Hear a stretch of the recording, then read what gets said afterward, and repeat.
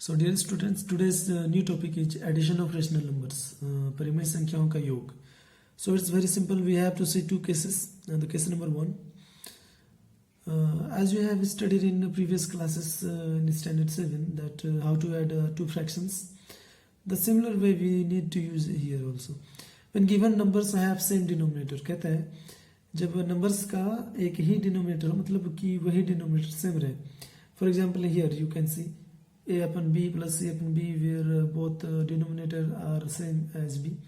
So simply you need to add only the numerators, है ना. a और c को ऐड कीजिए और b से डिवाइड कर दीजिए, you will get your result.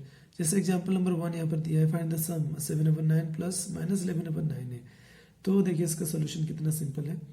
We need to do nothing, है ना, कुछ करने की जरूरत नहीं है. सिंपली डिनोमिनेटर को एक रख लीजिए 9 एंड न्यूमरेटर्स को सम कर दीजिए 7 plus -11. So you will get -4 as the 11 has minus sign, so we'll put the minus, and since both have opposite sign, so we will subtract it, है ना. चूंकि अलग साइन था तो घटाए और बड़ा का साइन माइनस था तो माइनस दिए. So you got your result. Now the next, the case number 2, when denominators of the numbers are unequal, जब denominators equal नहीं रहेंगे, then what to do? In case we take the LCM of the denominators and express each of the given numbers with this LCM as the common denominator. Now we add these numbers. तो यहाँ पर काम आपका थोड़ा सा बढ़ जाता है. आपको कुछ करना नहीं है, चूंकि डिनोमिनेटर डिफरेंट है तो आपको सेम बनाना पड़ेगा, है ना. जो काम हम लोग केस नंबर 1 में नहीं किए, क्योंकि यहाँ ऑलरेडी किया हुआ था, क्योंकि डिनोमिनेटर सेम ऑलरेडी था तो नहीं किए हम लोग. बट यहाँ पर अगर सेम नहीं है, अनइक्वल है, तो हम लोगों को उसको इक्वल करना पड़ेगा. अभी कैसे? एलसीएम लेकर के, जैसे हम लोगों ने इक्विवेलेंट फ्रैक्शन बनाए थे स्टैंडर्ड 7 में, जस्ट लाइक दैट यहाँ पर भी वही काम करेंगे. जैसे एग्जांपल नंबर 2 आप देखिए, 6 और 9 दो डिनोमिनेटर्स हैं, दो रेशनल नंबर से, तो 6 और 9 तो अलग अलग नंबर हो गए. तो इनको करना क्या होगा? एलसीएम ऑफ 6 और 9, जो कि बहुत सिंपल है, प्राइम फैक्टराइजेशन मेथड से 18 आ चुका है ना. आप इधर भी देख सकते हो, यहाँ पर जो निकाला हुआ है 3 6 और 9 का, तो 3 2 6, 3 3 9 आ गया. सो LCM इसका 18 आता है. Then we need to do a very simple task, that is we have to make the denominator 18 of the both rational numbers. दोनों के डिनोमिनेटर्स को हम लोगों को जो LCM लाए हैं वो लाना पड़ेगा, वो बनाना पड़ेगा. तो 18 लाना पड़ेगा. देन -5/6 है, तो इसे 18 कैसे बनाएंगे? तो हम लोग को पता है 6 के टेबल में 18 कितने टाइम्स आता है? 3 टाइम्स. मीन्स 2 से 3 से जब मल्टीप्लाई करेंगे तो 18 बन जाएगा. तो वही हम लोगों ने किए.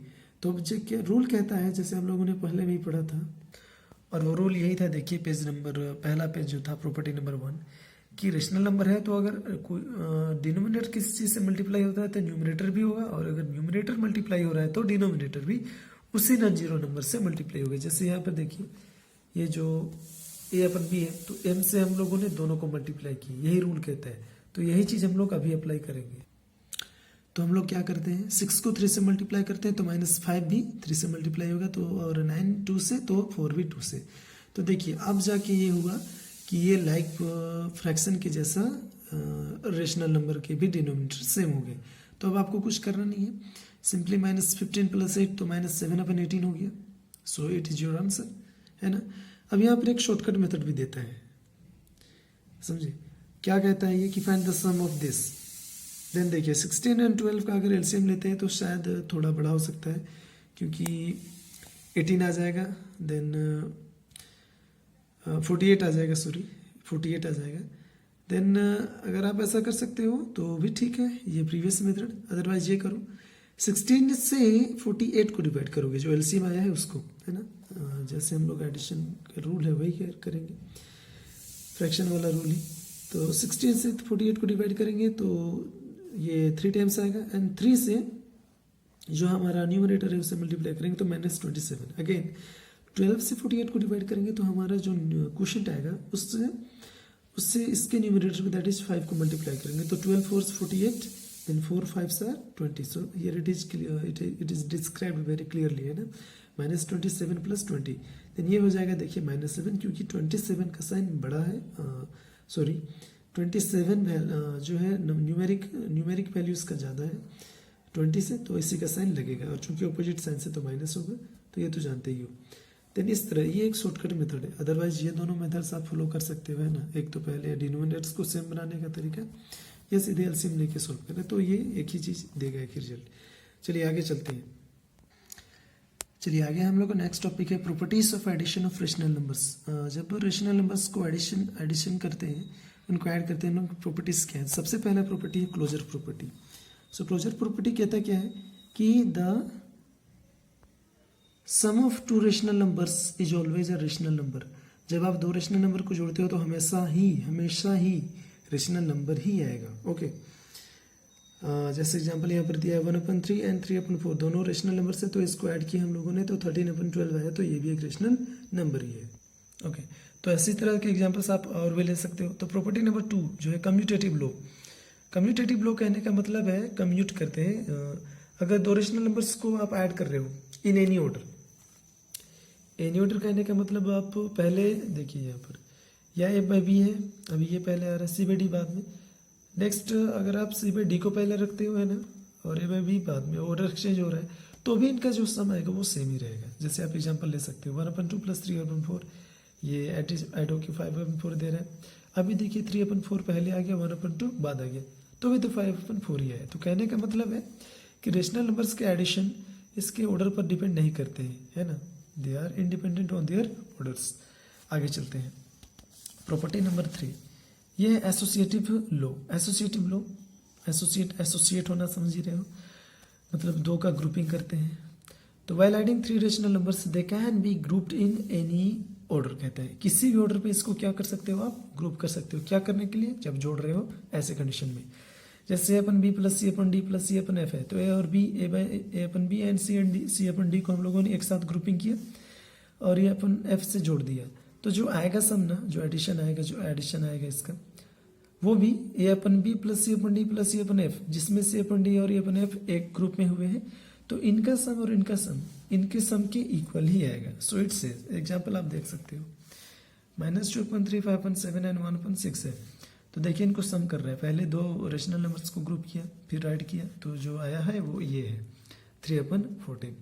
देन अगर दूसरा जो ऑर्डर है, दूसरा जो ग्रुपिंग कर रहा है, इसमें अभी 1 को, पहले वाला नंबर को छोड़ दिया और बाकी के 2 को ग्रुप किया, तो ऐड करने पर देखिए फाइनली वही आता है 3/14 ही। तो ये कंफर्म कर रहा है, ये कंफर्मेशन दे रहा है हमें कि एसोसिएटिव लॉ इस पर अप्लाई होता है, किसके, रेशनल नंबर्स के एडिशन पर। मतलब कि आप ग्रुपिंग किसी का किसी के साथ करो, आपको कुछ भी इससे रिजल्ट पर चेंजेस नहीं होने वाले। प्रॉपर्टी नंबर 4 कहता है, देखिए existence of additive identity. Additive identity जरा समझने वाली चीज़ है। एडिटिव आइडेंटिटी जिसको हम लोग हिंदी में कहते हैं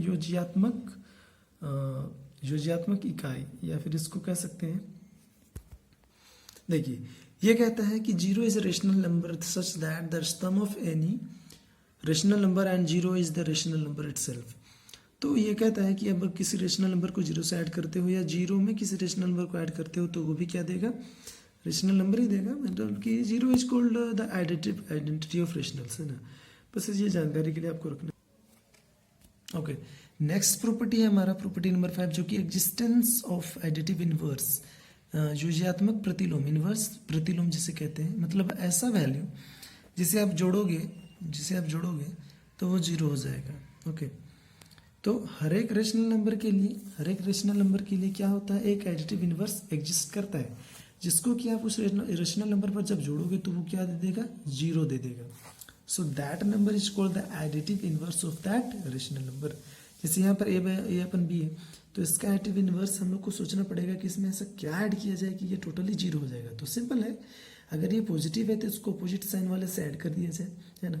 अगर नेगेटिव है तो इसको अपोजिट साइन मतलब पॉजिटिव वाले से ऐड कर दिया जाए, तो ये 0 होगा। वही काम यहाँ पर किया, देखिए A/B है, देन इसे क्या किया, इसके माइनस वैल्यू को ऐड कर दिया, तो ये क्या हो गया, 0 हो गया। सो एडिटिव इनवर्स ऑफ A/B कौन हो जाएगा, -A/B।